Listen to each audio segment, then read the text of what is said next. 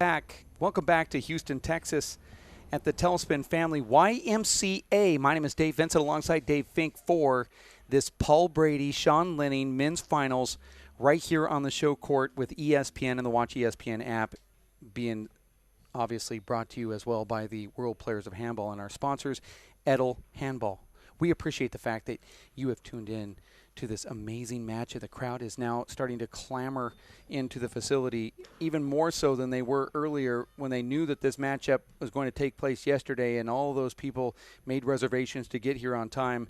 And that's what's caused a little bit of this delay, because it is kind of a rat race out in the grandstands, really noisy, and the referee realizes that, Dave, and these players are, I don't know if they're feeling annoyed, but when you're in that situation and you know it's being delayed just a little bit, how do you feel about that? Yeah, there's some anxiety that creeps in at that point, because you are ready to start, and a lot of athletes have a certain routine. They start warming up at a certain time to start playing at a certain time, and even 2 minutes can upset that tempo. But I think these guys have enough experience, Dave, that they can deal with a slight delay. It would be Sean Lenning serving first. He's the former #1 as recently as 2012. He slipped now to #9. He'll jump back into at least the top 6 after this event. WPH Pro Tour from Shoreline, Washington. Get up for Sean Lenning.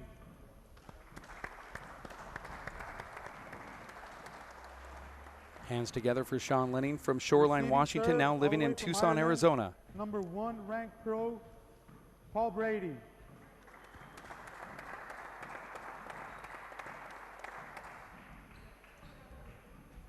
Paul Brady 0 serve 0.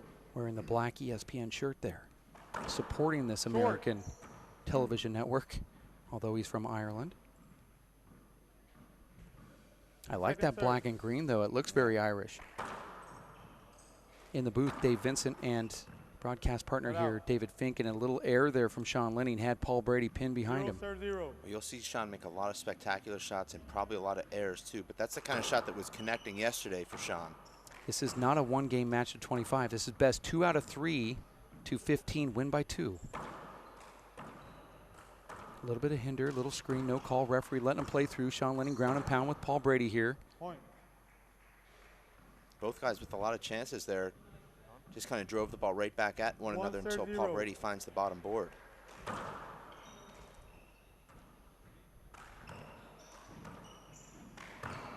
Hold it. Paul has to be frustrated with himself. Dave, such an easy shot there to what would have been his second point. And he clips the side wall. Sean hustling, has a play on it. Second serve. Paul looks more relaxed to me today, Dave, than he did last night. I think Paul embraces this challenge as well. Side out. Paul put himself in the perfect spot there, and Sean hit the perfect shot. 0 serves 1. You know, honestly, I thought we'd see more losses from Paul on the race tour, just because Paul's big main focus is the national championship. Hold it. And you know how it is when you've put yourself in a position to think of, you know, this is why I'm here. I really don't care if I win or lose this. But just the odds, though, of playing the best players every month, you would think that he would lose, but it hasn't been the case. He's just lost once. In fact, Dave, he's 27-1 career in race play. 6 wins in 7 events. This is his 8th event. His only loss was in the first round of the Players' Championship in April of 2014. Certainly a shocker.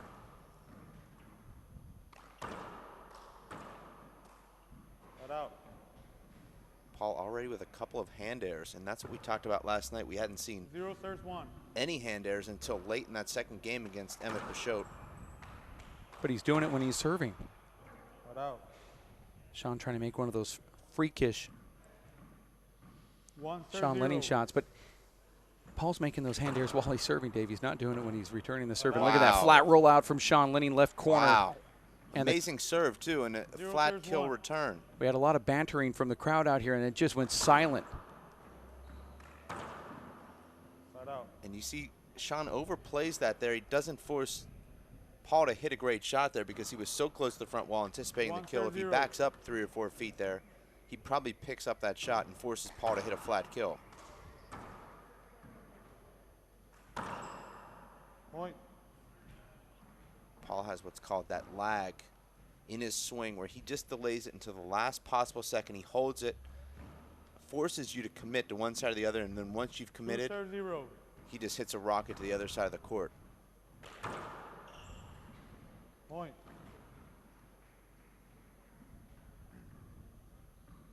Three serve 0. Short. Dave, if you're a believer in I call it short. the early goings of a match dictating I call it short. One disagrees. the Both disagree. temperature of the match, serves. Paul Brady 3 serve is 0. looking really good right now. Yeah. Short. I know it's early, but just judging by the body language, Paul looks like a different guy right now. Second serve.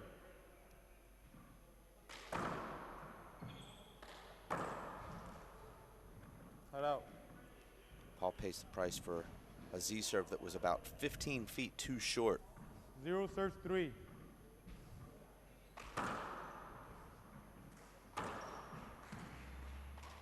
Sean likes that shot. Paul, perfect position, as he always seems to be.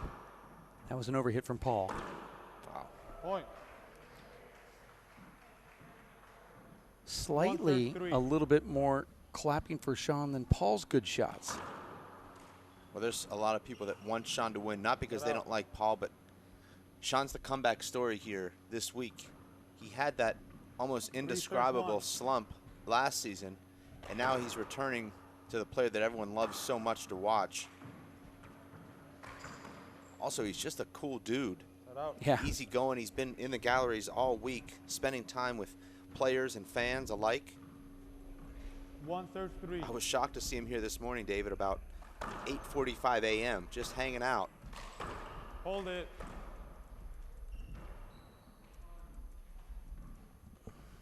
One serves 3.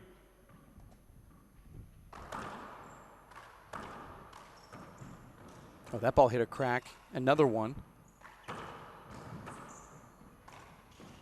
And Paul makes a little dip in air there, now 2-3. 2 serves 3. Short. Second serve. Short. Boy, double fault from Sean Lenning. He 3 finally serves 2. looks like he's in control of a couple rallies in a row. And then he double faults. Score should say 3-2. Sean Lenning serving 2-3 here. Best 2 out of 3 to 15. Tiebreaker also to 15. Win by 2. Players love the format, by the way. And if they don't, they haven't said anything, but we have heard a lot of compliments. Even from people that never compliment anything. 3 serves 2.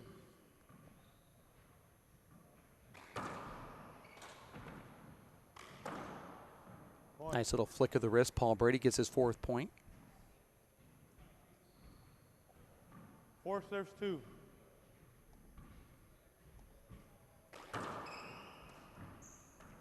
Big setup here for Paul. Point. And that is academic. 5 serves 2. Paul's a professor in Ireland, Dave, and that's about day 1. Point. That was probably second week. 6 serves 2. I thought Sean Lenning would call a timeout here, but Sean doesn't really call a lot of those. And there's a fist pump from Paul Brady, 7th point, and there is the timeout from Sean Lenning. You're watching the WPH Race for 8 live here in Houston, Texas at the Telespin Family YMCA. Paul Brady, the gunner from Ireland, coming in as our #1 ranked pro, who will be #1 regardless of this outcome after the event is over. And Sean Lenning, who's really kind of the comeback story, the comeback kid of this tour season. He started the pre-race event with that finals appearance. It was Paul Brady and Luis Moreno both as finalists in the next 2 stops after that. U.S. Open with Paul Brady defeating Luis Moreno, and then obviously in back-to-back events, Tucson, Arizona, Moreno losing to Brady in that one as well, and then Paul Brady making it to the finals in 3 straight here. Now facing Sean Lenning. Paul Brady actually stopped competing in singles in Ireland just focusing on this Race Freight Tour and also the USHA Nationals. He'd won 10 consecutive All-Ireland 40x20 championships.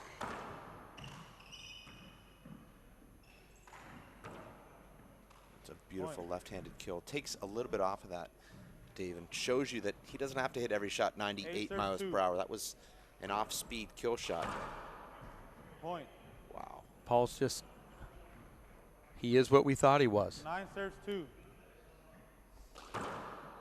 That's going to be another point there. That's an amazing serve. And Dave, this is the pattern we've seen 10 serves 2. all week here. Every game virtually has been a blowout. That's another great serve. Good shot from Sean, but it's going to be tough for Sean to get back into this game having to execute shots like that. Off balance, 2 serves 10. off the short hop underarm kill. Short. Yeah, that was remarkable. That little run that Paul just went on. Second serve.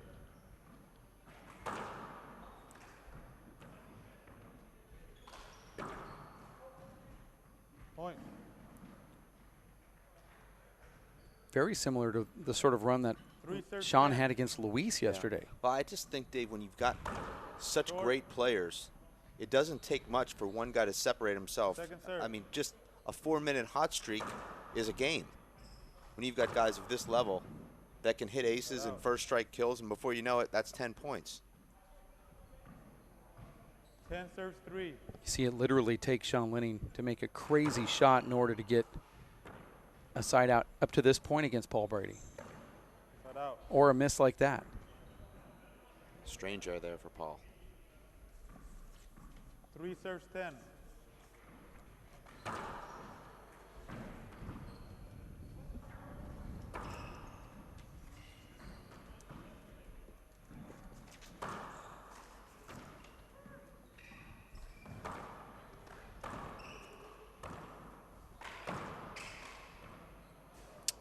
Side out. Very easy shot for Sean by his standards that he misses. Dave, you watch these guys, and how do you play defense against guys like this? Every shot 10 virtually serves is an 3. opportunity to end the rally for these guys with either hand from anywhere on the court. Broken ball. Well, it's about time we broke one. Question was again, how do you play defense? Is that what you said? Yeah, I mean, both guys can end the rally from anywhere on the court with either hand.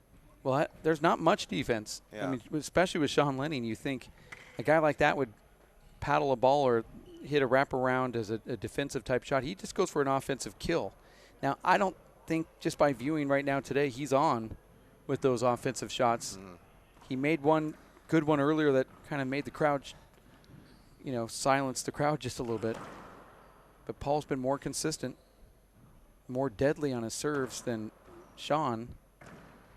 And I don't think it's Sean's style to even play defense unless he is handcuffed. I've never really seen Paul Brady play defense either, but I know he can. I mean, I guess if hitting the ball 90 miles per hour, hitting that 2-wall pass is a defensive shot, then I guess he does play defense a lot because that's... I can remember Paul, and sorry to interrupt you, Dave, playing a lot of defense against Tony Healy in the 2008 National Final. That was a 11-9 win for Paul. But it would take that kind of style to bring out Paul Brady's defensive skills.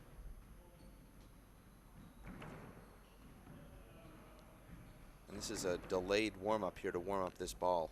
Well, I'm surprised Paul's allowing Sean to do this because Sean's getting back into the groove here by hitting these balls. I think Sean's using this more to his advantage. Hey, 10 serves 3. It's almost as if Paul doesn't care. Just let me serve this amazing serve I have. Paul's right on with his serve right now, too. Wow. Point. And in my talks with the top players, to include yourself, Dave, you didn't hear this three years ago, but when you say who has the best serve on the tour, well, Paul Brady. Second serve.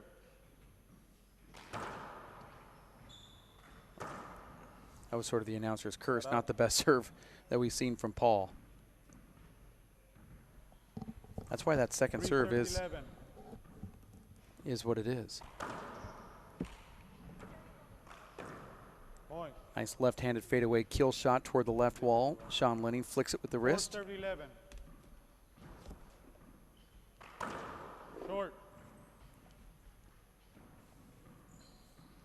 Second serve.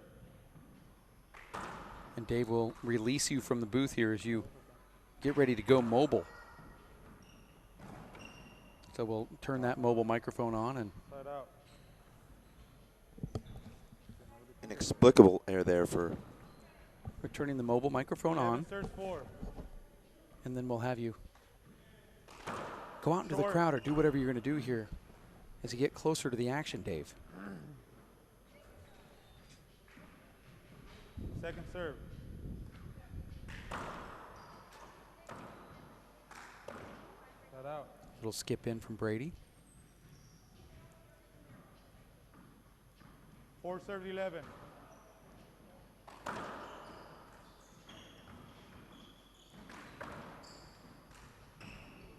Paul's able to dig that ball off the side wall, which is nearly impossible to do, but then he hits it in the ground. Paul gives a point back here to Sean Lenning, now 5-11. When going to 15, you have to win by 2. Sean starting to peck away. And look at that amazing shot, fadeaway left corner. No timeout call from Brady. Now 6-11 is the score. Disregard the scoreboard.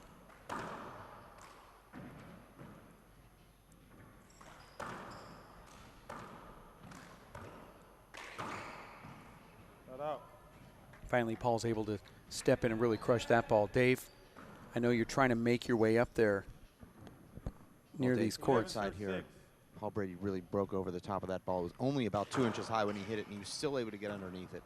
Put a huge reverse on it.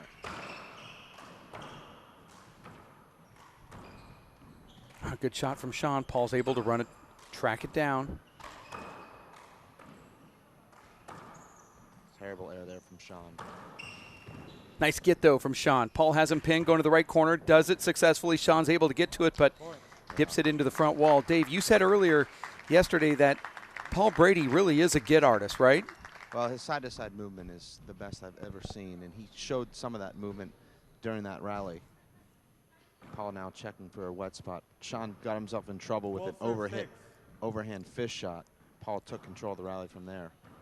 We're taking a look at the instant replay, Dave. I know you can't see it, but there's the replay of Paul going wide around the corner and Sean hitting the deck, and now we're back into it. Sean yelling at himself. Do you like that emotion from Sean here? I do, but Sean's got to start making better choices. He's going for the wrong shots right now, and the kill shots he's attempting are just way up. There's another big setup for Paul.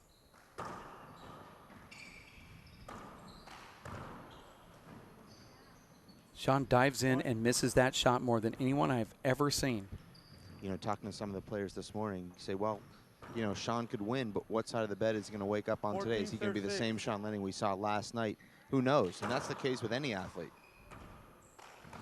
But it sort of takes two for Sean to, you know, be hot like that. Luis gave him a few more opportunities to serve, and Sean got hot in the service box. Paul doesn't even let Sean get up there, Dave. Well, Dave, that was a pretty quick first game. I'm here now with Emmett Pashot, who we talked to earlier, previewing this match. But Emmett, not really the Sean Lenning that we saw last night. How much of that has to do with Paul Brady, and how much of it has to do with maybe Sean not being the same guy today?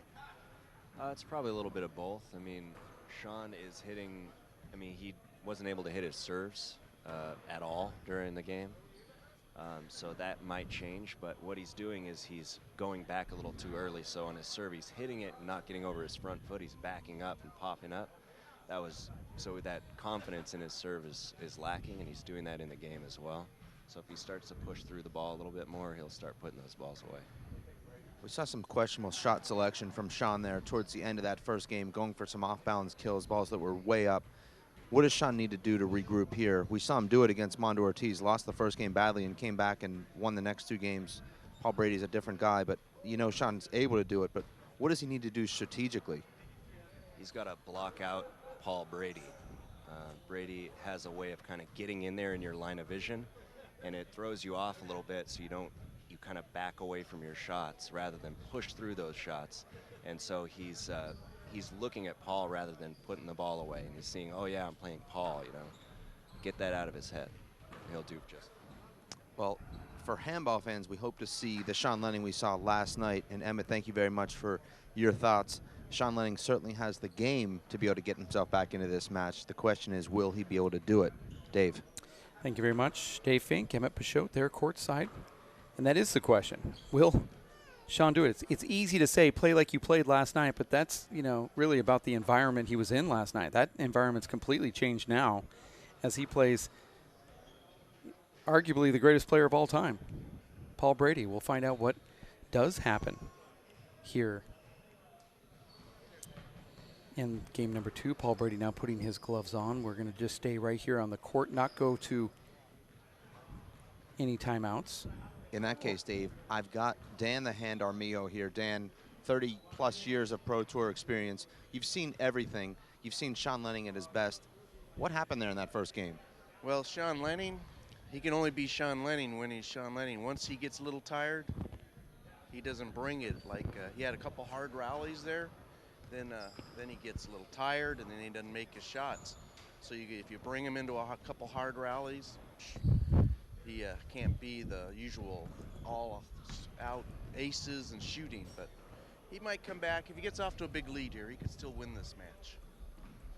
Interesting thoughts there from the Hand. And, you know, I never really thought of that, but Paul did push Sean a couple of times during that first game. Even though the first game was only about 14 minutes long, Sean did a lot of running there. So Dan thinks, Dave, and hard to argue against a guy with more experience than anyone probably combined, that Sean Lenning's fitness could be a factor right now.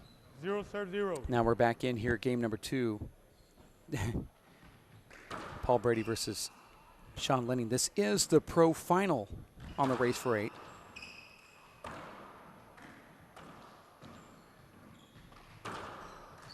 That's an amazing get from Paul Brady, Dave.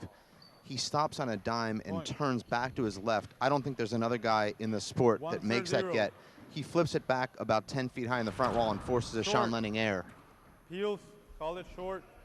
One agrees, one disagrees. Second serve.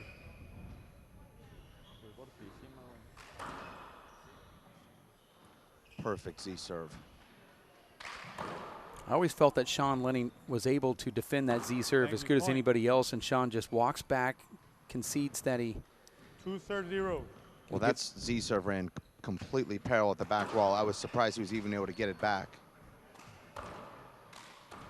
But Paul is making just crisp Paul shots here. And you see Paul anticipate that Sean Lenning back wall kill down the right. Hold it. Ooh, that's tough. No. He can change his call here, right? I thought that was a joke. 2-0.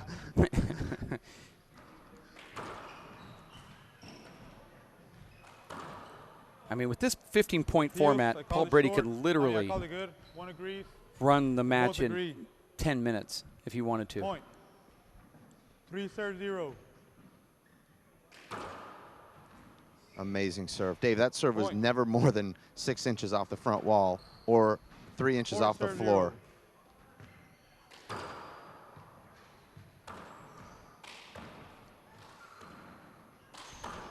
Point. Sean's going to have to call timeout, Dave, right? I mean, you can't let Paul just run 4 straight points in a matter of 2 minutes. Well, short. He did call a couple of timeouts in the last game that didn't seem to help him, so he might be trying to play his way through it the Phil Jackson style. And that's another amazing serve. Called a bad bounce. 2 serves. 5-0. Did that hit the... Hit the door crack. Called bad bounce immediately before Sean got to it by the referee. All right. Finally, one of the correct referee bad bounce calls. Paul Brady is just in full flight right now. And Sean Lenning earns a side out with a 37-foot kill. That's what you have to do to even get the serve in this match. And he took a little off of it, which is even harder to do. Paul digs it out. And Paul gets that back. Unbelievable, and he's going to win the rally. Oh, my gosh. I've seen it all now. You thought Sean Lenning was a freak. Paul knows what he just did. Wearing the Edel gear, eye guards. That was unreal. Point. It has to be a timeout. Sean's going to have to call when he's very frustrated with himself here. 6-0.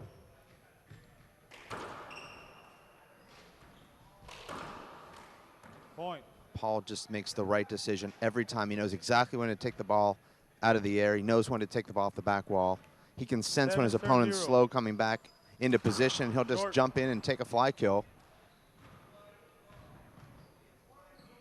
Second serve.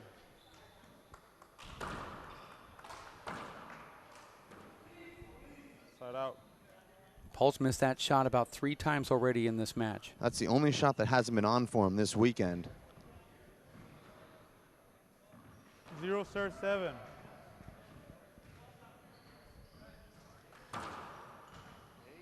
Point.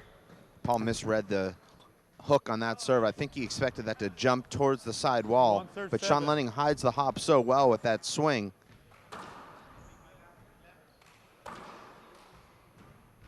And Sean just didn't move his feet there, Dave. He had an opportunity to move his feet and set up and hit a shot there. Short. Appeals. One. Both agree. Second serve. Side out. And Paul's fooled there. A very strange error. I think Paul senses blood and he's just trying to attack everything. Just stay in the front court. That time he got caught.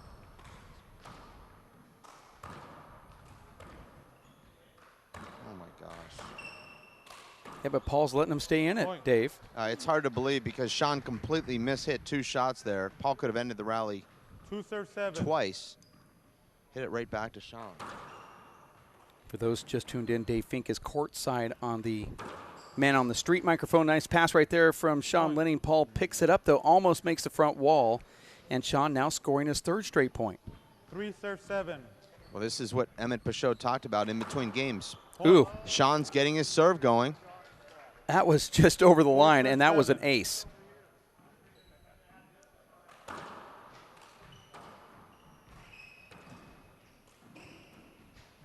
Paul crazy off balance there. For whatever reason, Dave, Sean does not have his power today. He's hitting the ball at least 15 miles per hour slower than he was yesterday, maybe more. Well, and you saw it evident on that last shot. He doesn't seem to have his timing. And there's days that happens. It could be what Dan Armijo alluded to, which is a little bit of fatigue also. So you made sense of the Sean Lenning can only be Sean Lenning when being Sean Lenning? Well, he explained that well, so I have to give the hand credit. I mean, there was more. No, it was a lot when more. When he's tired, he's not Sean Lenning. Yeah. To close the quote. He introduced it with a good premise and backed it up. And there's a beautiful paddle kill right there from. Well, Paul's got his earpiece in. He hears everything we're saying, so he need to improve that shot, which he did. 9 serve 4. So after Lenning scores 4 straight, Paul has 2 unanswered of his own, and Sean gives that one to him, now 10-4. That was a ground ball that Sean just hit. That looked like a chopper to the shortstop. And another one. That was a foul ball. No timeouts at all from Paul Brady. Sean Lenning. Scores 11, serves 4. And there it is. A timeout finally being called. You would think that this would happen a little bit more often when you see these long runs. Sean goes on a 4-point run, and then Brady has 3 points of his own, and it feels like everything you just fought for just got erased. Well, Dave, I'm here now with Anthony Celesto. Sean finally calls a timeout there. Dave has been urging him to call one sooner. Does that make a difference in a spot like this? Sometimes, but the way Paul's playing, I don't know if it's going to make a difference. Paul's putting the ball away every opportunity he gets. He's getting everything Sean's shooting, and really Sean's not putting the ball away like he did yesterday. So we'll just have to see if Sean can grab onto something and get going in this match, but we'll see. I don't think so personally, but who knows? Well, that's optimistic. Well, definition of insanity. I don't want to go through it all, but I can't believe Paul's still in this rally. Oh my! Sean wins it, but Paul made 2 of the most outstanding gets could ever imagine. 4 serves 11. I know I've already said that about 30 times in this match, and it's only 21 minutes old. But about 8 minutes longer than a normal Paul Brady match. Look at Paul pick that up and do something with it. Oh. Over.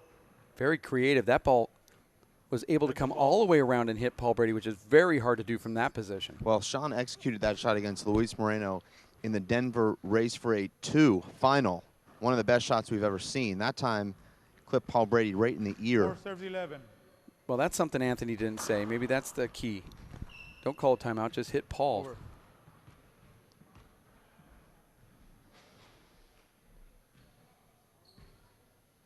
I would think that if your opponent has 11 points and you have 4 and you've already lost the first game, you would pretty much start changing everything, wouldn't you? Call timeouts. Well, you can't become a completely different player. 5 Sean serves Lenning's 11. got his style, and he's got to stick to it. You got to dance with who you brought, or something like that. I went to a dance once. Forget your coat. That was Not bad. twice. Mm. That would have been twice. Oh. I went there with the coat. 11 serves 5. 11 to 5. Short. It's a best 2 out of 3 to 15. You have to win by 2 here in the final. And I don't think we're going to Second have to serve. worry about that overtime win by 2 thing. Paul does a And reverse there. that was a huge setup for Sean. He doesn't move his feet. Didn't give himself much space to hit that shot. 12 serves 5. And now Paul's got that Short. 3 points from the title bounce. Paul Second does serve. the opposite of what you and I do in this situation, where we let up and your opponent actually catches up and beats you. How does Paul stay focused like that at the end and just push on? Well, Paul is so motivated, I think, by winning titles that 13 serves the closer 5. he gets, the better he plays. Is there going to be any type of emotion from Paul if he gets these last 2 here? Slide. They slid. And I don't believe so. No more than a fist pump and a sigh of relief. I mean, because you 13 recall in serves Tucson, 5. he did put his hands up in the air. He did give a fist pump. I mean, it was an emotional win in some sorts for him there. Well, I believe Tucson was emotional, number one, because he was so injured there. Also, he's playing Luis on his home court, and Luis made a huge comeback there, and Point. Paul had to hold off from 14 to 2 to 14 to 13. Foul. Unless we see that same kind of comeback from Sean, probably won't see the same kind of emotion from Paul. Now, Dave, after this match ends, of course, I know you have that award presentation that you will do. We'll take a commercial break and then go to that award presentation and then have you back in the booth after another commercial break, and we'll talk about what we saw this weekend after your series of interviews that you do after that award presentation. Thought I would just lay it all out there now. And then after all of that happens, that's when the pink slip presentation happens. Wow. And hopefully we'll get that filmed as well. That's me handing I you. definitely want that film. That's me handing you 14 serves 5. a cardboard box and Yeah. say, pack up your office. You're out of here.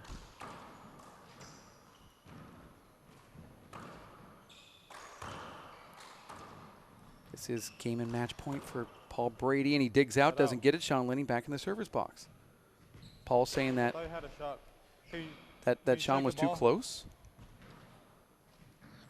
Didn't really see Paul make mention. 5 serves 14. Sean goes for a big reverse, but it's just a setup. Look at Paul get to that. Point.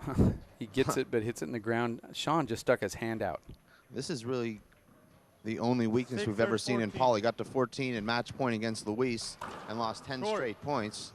Yesterday got to match point against Emmett and hit 2 straight balls in the ground. Second serve. So maybe that's the key. Let Paul get to match point, and then he can start scoring some points. Sean Not out. should have got to that. Well, He was Sean- right there. I've never seen Sean dive for a ball that ever made the front wall. Has it happened? I mean, It's happened a number of times in this match. to the But that front was wall. an easy 14 get serves for 6. Sean. This could be a game point for Paul Brady, and he does this wide pass shot of Sean Lenning. Fist in the air for Paul Brady, wins another race stop. This time in Houston, Texas. Another fist pump from Paul Brady, another one from him. Always emotional are these matches.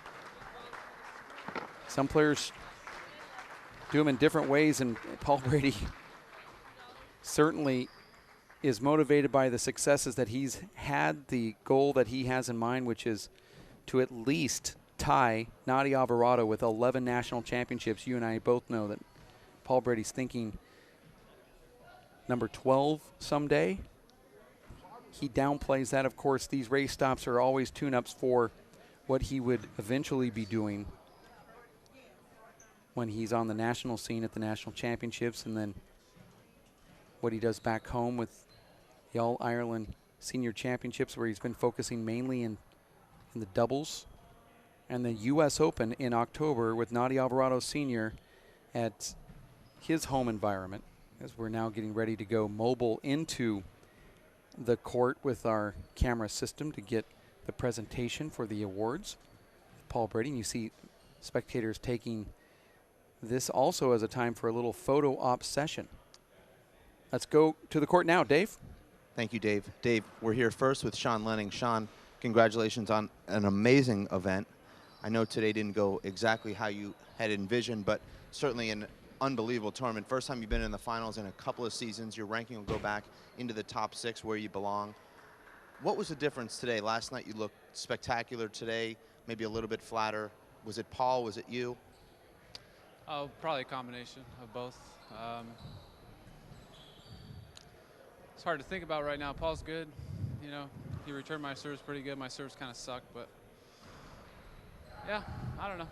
It's just being on the court with him is a presence in itself, so it affects you. But next time I'll be better, I hope. Well, Sean, we want to congratulate you again on playing an incredible tournament. I know today didn't go as well as you'd hope, but I know you're going to be back. You're going to be back many, many more times, likely in the finals. We're going to see you in just 3 weeks in San Francisco. So good luck and thanks. Paul? It's always tough when you lose, Dave. I know, Paul, that you're going to have to start building another trophy room just for these crystals alone. Paul, amazing performance today. It seemed like you just became stronger with each round as this tournament. I noticed in your body language early today that you looked more comfortable than at any point during the tournament. Was there something about getting more matches, the courts, the conditions? I think it's just more matches. We haven't played in 2.5, 3 months nearly, so with each match I got more relaxed and you know, just got used to playing again. You know, so obviously, hopefully this tournament will set everybody up nicely for the rest of the year. You know, it's nothing like competition to get you going. Now I know that you hear the buzz. Sean Lenning was the talk of the tournament. He defeated Mondo Ortiz 15-2, 15-0, just outstanding. Did the same thing to Luis Moreno virtually last night. So you knew you were going to have your hands full today. Does that motivate you even more going into a final when you're playing against a guy that, hey, this could be the guy that's going to take down Paul Brady? Possibly so, but you know, I always, you know, even when I'm playing myself, when I'm playing well and people are bigging you up, I'm very aware that, you know, tomorrow is a different day. So, you know, a lot can go wrong in just a few hours. You know, recover. You know, if you don't recover properly, or you know, you don't have the right mental state. So I was aware of that. You know, I've been around long enough, and I think I have enough experience to know that how they play on Saturday, they can, you know, a different player can turn up on Sunday. So the same applies for myself. You know, so it's important also for me to keep focused always like that. So I wasn't that concerned about the talk. Sean's always a tough player to play against. He's in great shape, and you know, he's going to be a force now again. You know, I suppose about 3 or 4 years he probably didn't apply himself like he should, but he showed this weekend what he can do. He's probably the most talented player on the tour. So you know, he's going to take some watching over the next few months. Paul, you're now 28-1 lifetime in the race. 7 wins in 8 events. You're the 4-time defending world champion, 9-time defending USHA national champion. What continues to motivate you tournament after tournament? You just seem to continue to rise to every challenge and every occasion, and even seem to be improving into your mid-30s. Yeah, I'm just probably more relaxed now than I ever was. You know, I've still got some goals I want to achieve, and you know, I lost the Players' Championship last year, so I really want to try and win it back this year. And just going forward, you know, obviously I want to try and win the 10th Nationals. Just for myself more than anything, you know, I'm confident that if I hadn't broke my finger, I probably would, you know, there's a good chance I could be going for 11 now. So it's for myself that I just want to win another one. I really, you know, that's what it's all geared up towards, you know, trying to retain the Players' Championship and trying to build enough for the Nationals. and then we'll see after that. We're going to see you in San Francisco in 3 weeks. Now, do you go back home and just relax, or do you stay in the United States like you did in the fall? No, I'm going back to work, so I've got to go back to work Tuesday. And then I just come back in 2 weeks, just fly in for the weekend. And I just got to watch that. You know, last year I didn't realize the flights were probably taking its toll, so I've got to factor that in when I go back home. Maybe rest up a bit more between tournaments. You know, this tournament this weekend is worth a month's training, a month's competitive games, because you know obviously you're going to get more focused when you're playing competition. So maybe I was talking to Charlie Shanks. I played him by 2 weeks ago, and he said that you know he nearly didn't need to play between tournaments. So maybe that's something I have to factor in. So I've got to just watch my training and make sure I don't burn out. I think the rest of the players would hope that you just don't play at all anymore between the tournaments. Just show up and don't work out. Just, you know, give somebody else a chance. They all have a chance. You know, I lost last year, like I say, and you know I've had some tough matches. I could have lost to Emmett yesterday in the second game, and who knows what happens. So, you know, I'm aware that everybody's beatable, and I've got to just try to stay focused and stay on top of my game. And like I say, I'm enjoying it more than ever, and I just want to continue to relax and enjoy it, and hopefully I can achieve the goals I set myself. Well, Paul, congratulations. I want to present you with this first place medal. Also want to congratulate you on winning the WPH 2014 Player of the Year. Paul Brady, player of really every year, arguably the greatest player of all time. Paul, it's truly an honor to have you playing on our race tour. We look forward to seeing you in San Francisco and throughout the rest of the season. Congratulations again. Thank you guys for, you know, obviously this is a legitimate pro tour for the first time in many years, and it motivates me also to come.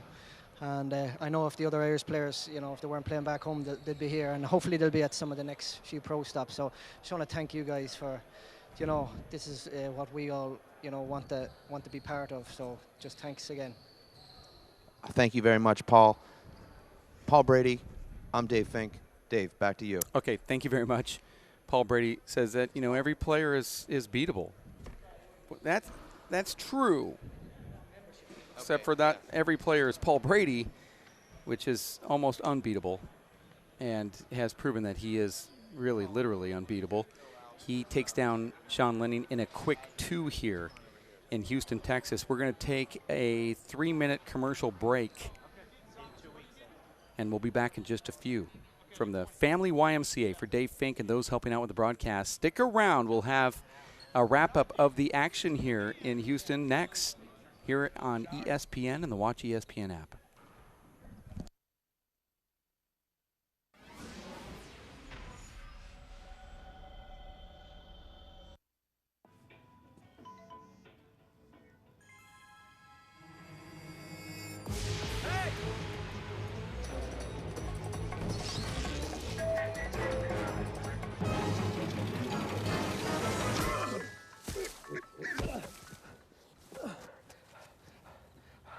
So, same time next week?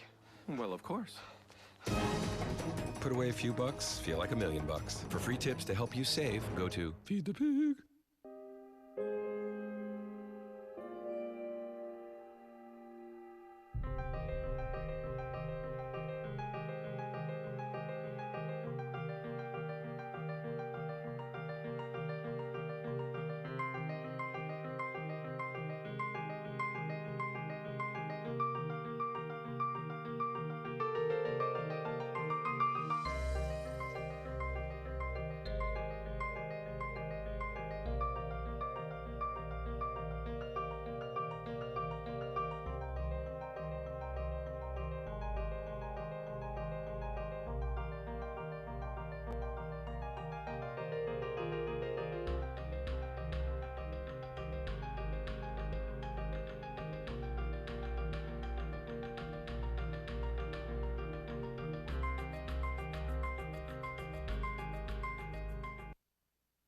We are different.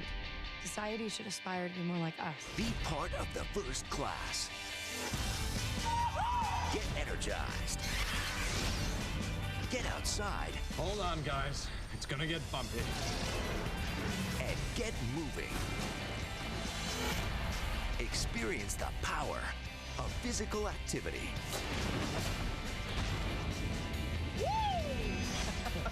Join the movement at actionheroalliance.com.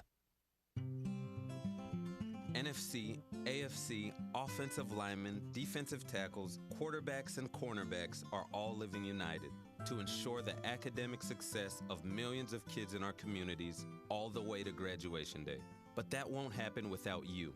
So take the pledge at unitedway.org. Make a difference in the life of a child. Suit up like your favorite NFL players and become a volunteer reader, tutor, or mentor with United Way. Up, college is hard. Down, those books are heavy. My sport is football, but my passion is education. Right up here. So every year I take promising high schoolers on a college tour Lights there, darks there. to show them that higher education means a brighter future. My name is Nnamdi Asamoah. I don't just wear the shirt, I live it. You can be a reader, tutor, or mentor too. Take the pledge at liveunited.org/volunteer. Do you wear this?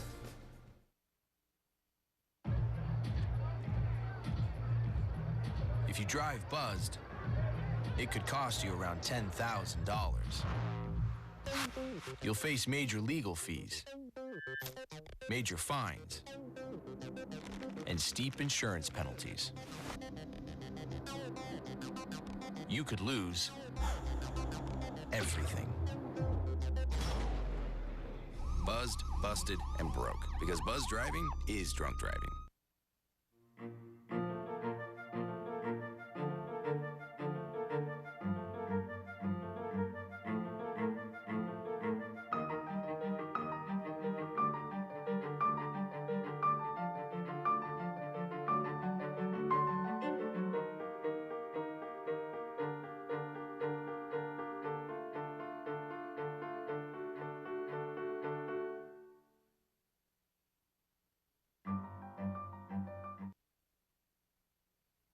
Back here in Houston, Texas at the Telespin Family YMCA, Dave Vincent alongside David Fink as we wrap up this tournament, and really a great weekend of handball action.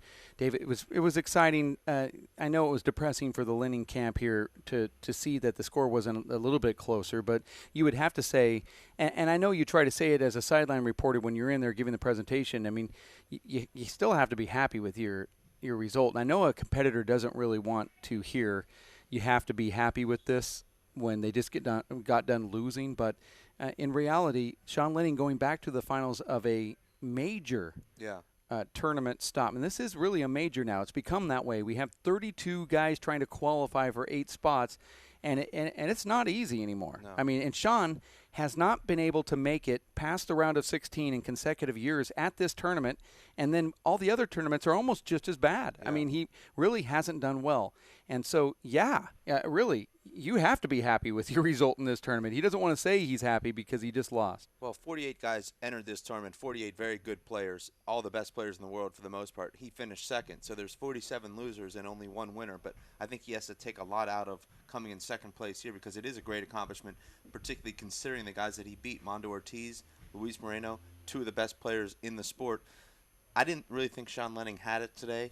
I think Paul Brady was spectacular today, but Sean Lenning, for whatever reason, didn't seem to have the pop in his step. He didn't seem to have the snap in his stroke. And for that reason, it was a short match. It was a short day for Paul Brady, who was, as I said, spectacular.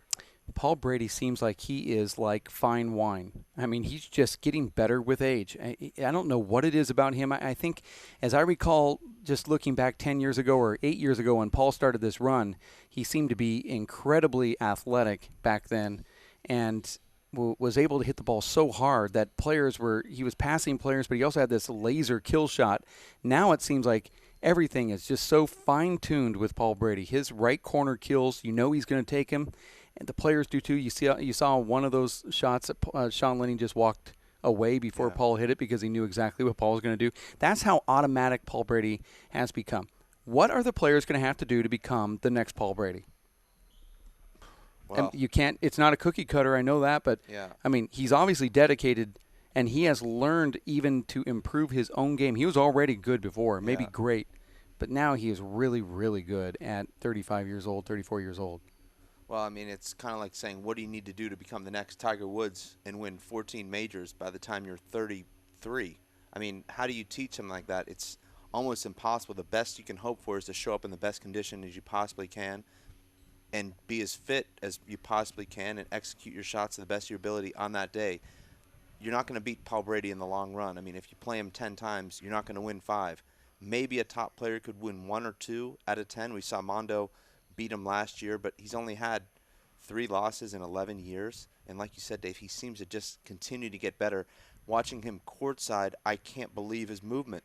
I mean, the way he's able to glide side to side, it's just phenomenal. And it breaks the spirit of whoever plays him because you know no matter what shot you hit, he's going to get to it. And when he has a setup, you're going to have no chance to get to it. So it's hard to mentally stay strong. I think the guy that is staying the strongest against him is Emmett. Emmett has this undying belief that he's going to beat him. And I don't think anyone else has that. Now, Emmett hasn't beat him. He's never won a game off of him. But he goes in there every time thinking he's going to win. This is going to be his day. I think Luis Moreno had it in 2012 and said, I'm going to show everybody that I'm better than him. Came out and attacked him at the World Championships. And you saw, if somebody comes out with that mentality against Paul, they become susceptible. Paul does anyway. But who can live and breathe that unless you have a goal in mind like Paul Brady does? Yeah, I mean, you definitely have to go in there and be able to hit the reset button and say, well, I've lost 15 times to him or however many times it is, and still think that you have a chance to win. Because if you go in there already defeated and you concede that every time he has a setup he's going to hit a rollout and every good shot you hit he's going to return, you really don't have any chance whatsoever. But, with a guy like Sean Lenning, the serve is crucial. And Sean had that serve going yesterday, and he didn't today. You heard Emmett talking about Sean's technique, how he wasn't really stepping in and threw the ball. Perhaps that had something to do with it. Maybe just not as confident in the service box. Maybe trying to be too perfect, and as a result, spraying the ball and trying to guide it instead of really releasing. Well, how about just getting into the server's box? And Paul really didn't give him any type of rhythm. I mean, there was a moment where Sean had 3 unanswered points there to score 3 in a row, and that is usually the point where you can maybe get into some rhythm. But then Paul goes on this long thing on his own, and now everything that you just learned about yourself is now erased, and you have to do it again. You have to get back into this rhythm again. Yesterday, there were a lot of side outs. Luis gave Sean many opportunities to get in that server's box to find that groove, and then once Sean found it, it was the end of the story. But Paul doesn't let players get into the server's box. And something I noticed about Paul, and I brought it up during the broadcast, and this could have just been on education on my part, but just from a standpoint of a fan, a spectator, 3 years ago, I felt that Paul, the weakness of his game was that he didn't have a great serve back then. I felt like he did everything else great, didn't have a great serve. Now, I would obviously he's the best serve in the game of handball now. Yeah. But it could be close to all time. I mean, it's getting to ridiculous that even fans will talk about, Nadi Alvarado's got the best serve. Well, he's close to 43, 44 years old. Luis Moreno's got a great serve. Sean Lenning when they're on. But Paul Brady's so consistently good with his serve that, I mean, he's in another planet now. And I think that's a difference with this older age that he's now getting at. He's found that thing that he needed to work on. He's worked on it. He's improved it. What's next? Well, to talk about his serve for a second, you're playing on what are considered to be slow courts here. He's hitting the ball no more than 5 inches high off the front wall. It never bounces higher than 3 inches off the floor. It usually bounces twice before the back wall, and it's hugging the sidewall. You can't do anything with it. I mean, I don't know of any player that can defend that serve consistently. You saw Sean Lenning, who's got that great left-handed punch fist. He couldn't control the fist. In fact, he hit a few balls straight into the ground just because you're not used to seeing the serve that low and that fast. You just can't react to it. And you know that you pretty much have to hit a perfect shot because Paul's waiting for a fly kill or what would be a back wall kill if you overhit it. Sean Lenning, Dave, I believe if he's fresh. Now, we heard what Dan Armillo said that Sean Lenning, once he's played a few hard rallies, is not the same guy. Maybe Sean Lenning needs to play Paul Brady in the quarterfinals. Maybe that would be a better opportunity for him because Sean at that point is fresher. Paul Brady gets better with each match, so if the earlier you play him, the better chance you have. Maybe that's the secret. Run into him early. That's where Mondo beat him. That's where Luis Moreno beat him both times in the quarterfinals.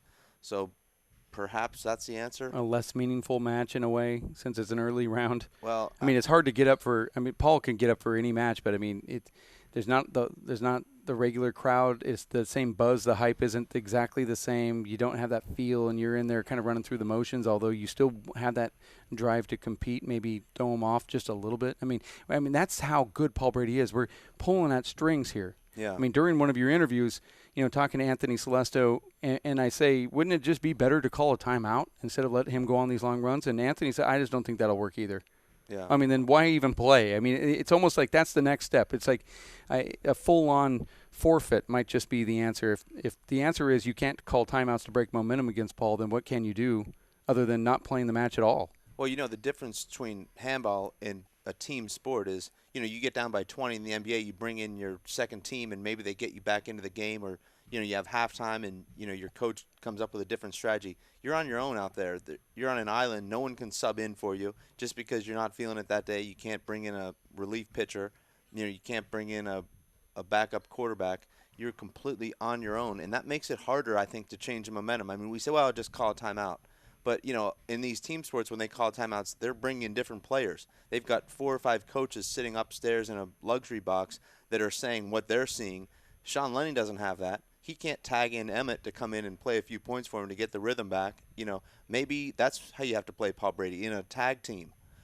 Sean, Emmett, Luis, tag him in. I just lost 2 in a row. Now you're in, and just keep rotating. Is that it would be nice. That's sort of kind of a wrestling reference. Yeah.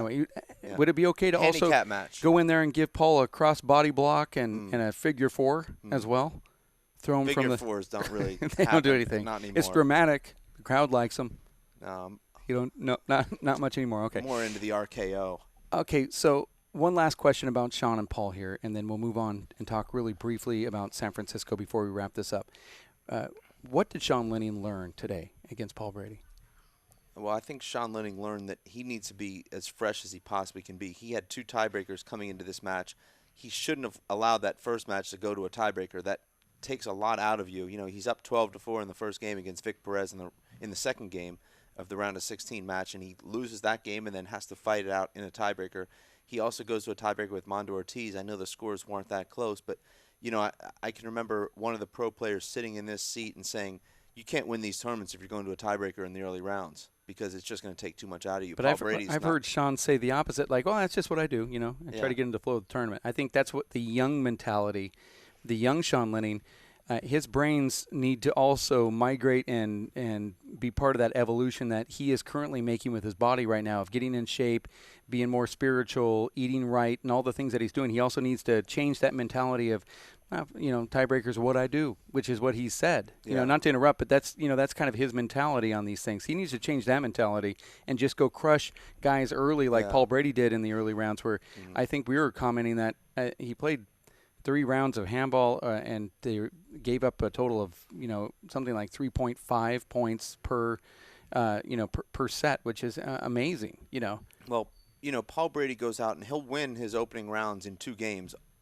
every time, but he's also not playing at 100%. He's playing at about 70 or 80%. He's allowing his body to work its way into the groove without stressing himself too much. He's beating guys 15-5, 15-6 in the opening rounds. He could beat them 15-0. Let's be honest. But Paul knows how to pace himself throughout the tournament without overextending himself. And I think maybe that's what some of these guys that are challenging Paul Brady need to also learn how to do. Don't come in completely flat and not having warmed up, but also don't give everything you've possibly got and leave it all on the court in the round of 16 or the round of 8, because if you want to win these tournaments, you're going to have to play better and be fresher in the finals than you were on Friday in the opening rounds. Paul Brady defeats Sean Lenning by the score of 15-5, 15-7 in that second game. Now, I've already heard that if I'm wrong on that 15-7 and it really was 15-6, Paul Brady will be in here to let me know about it, because he doesn't like when you get the score wrong. No. So he treats people like he does on the court, in the broadcast booth the same way. He's stealth. I mean, he's a machine. So he's better get it right. Very, very much concerned with the accuracy of that scores. Of the reporting of the scores. Yeah. Okay, so we just wanted to make that clear. I know he's just outside the booth now, so I can kind of talk about him behind his back, but also to his face. I know he's watching. Yeah. He is also going to be in San Francisco, and that'll be at the Olympic Club this time next month. That'll be the 13th, 14th, 15th of March, and we'll be on ESPN and the Watch ESPN app. and also be there live. You can come and watch at the Olympic Club downtown in San Francisco for another one of these race stops, which already is loading up on the qualifiers. I mean, even more players have entered while this tournament has gone on, and I haven't even reported to you, the great Chris Tico in that area has reported to go in. I heard rumors that Tony Healy looking to come back and qualify, Alan Garner looking at San Francisco. This could be an explosive qualifier with players that are, Hall of Fame caliber type players having to qualify. Nadi Alvarado in his 40s looks like he's taken the invite if it were offered in the Elite Eight, since he has the ranking points. So we're going to see, I believe, a lot like this, where it's going to be just an interesting mix of players and some amazing qualifiers. And these qualifier brackets are as good as any tournament you'll ever see throughout the year. And that's excluding the top 8 players that are already named. So that'll be a great mix. But this tournament coming up in San Francisco is also a women's stop. And I say also, it really is the women's stop, and the men's pros will be taking second fiddle. The women pros, to include Katrina Casey, will be on hand. Yvonne August, former national champion, late 90s, making a comeback on the Pro Tour. She'll be there.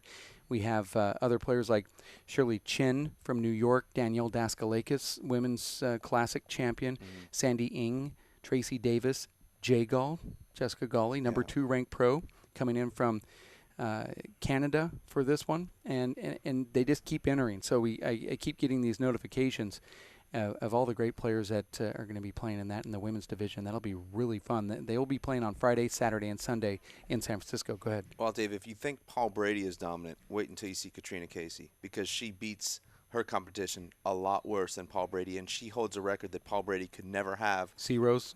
In that she's never lost a match in race play. Paul Brady has lost a match. He's 28-1. Katrina is undefeated. Well, Katrina hasn't lost a game, has she? No. She's never even gone to a tiebreaker. No. And Paul has gone to those.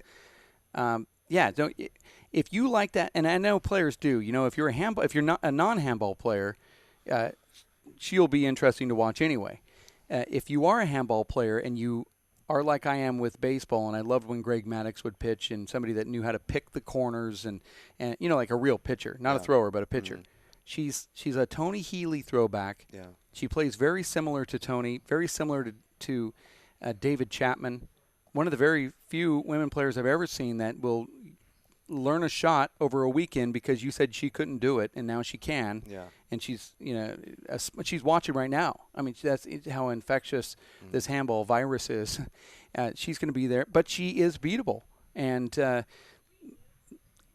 it could happen. Are you just selling right now? Right now, that was where I believe that she could lose. Well, Paul Brady lost. She has lost to Aisling Riley over the span of about 18 months up until last summer.